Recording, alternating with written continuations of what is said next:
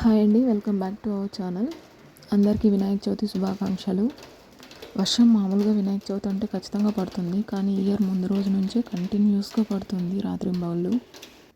మా ఇంట్లో వినాయకుడి పూజ ఎలా చేసుకున్నామన్నది ఈ వీడియోలో అయితే పూర్తిగా చూపిస్తానండి. అండ్ మీరు ఎలా చేసుకున్నారు ఈ పండుగ అనేది నాకు కామెంట్ సెక్షన్లో తెలపండి. కొంతమంది ముందు రోజే వినాయకుడు పూలు పండ్లు అన్నీ తెచ్చేసుకుంటారు, అది బెస్టే. మాకైతే మా ఇంట్లో అలవాట్లేదు. ఆ రోజే పండగ రోజే తెచ్చుకుంటాం విగ్రహాన్ని. సో మా హస్బెండ్ అయితే వర్షంలోనే వెళ్ళి ఇంకా ఆ రోజు విగ్రహాన్ని అయితే తీసుకొచ్చారు. ఇంకా వినాయకుడిని తడి బట్టతో ఒకసారి అలా తుడిచేసుకొని గంధం బొట్టు అయితే పెట్టుకొని పూజ అయితే స్టార్ట్ చేసామండి.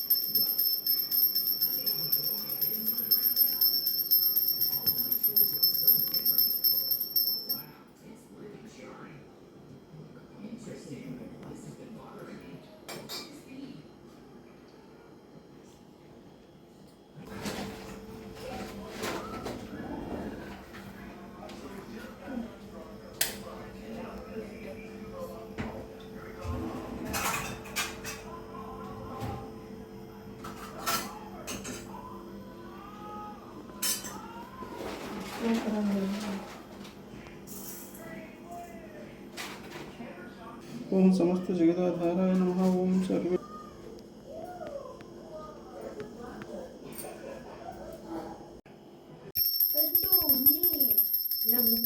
ఉన్నీరా రమ్మను దండం పెట్టుకోనరా, చదువు బాగా రావాలని ముక్కోది.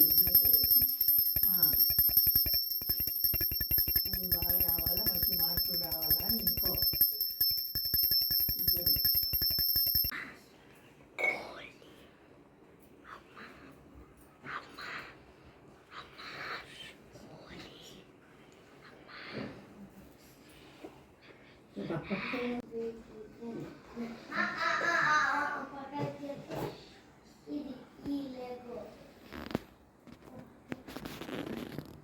సో చూసారు కదండి, ఇలా అయితే వినాయకుడి పండుగను చేసుకున్నాము. ఇంకా మూడో రోజు వినాయకుడిని తీద్దామంటే ఫ్రైడే వచ్చింది కదా ఈ ఇయర్. సో అందుకని రెండో రోజే దేవుడికి పూజ చేసేసుకొని నైవేద్యం పెట్టేసుకొని కదిపేసాము దేవుణ్ణి.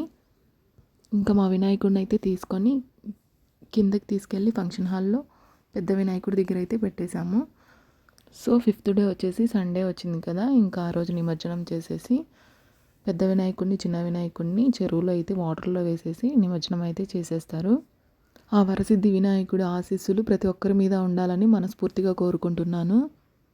వర్షంలో ఈ వినాయక చవితి పండుగను ఎలా చేసుకున్నారో ఖచ్చితంగా కామెంట్ చేసి చెప్పండి. మరొకసారి ప్రతి ఒక్కరికి వినాయక చవితి శుభాకాంక్షలు. Thanks for watching. బాయ్ అండి.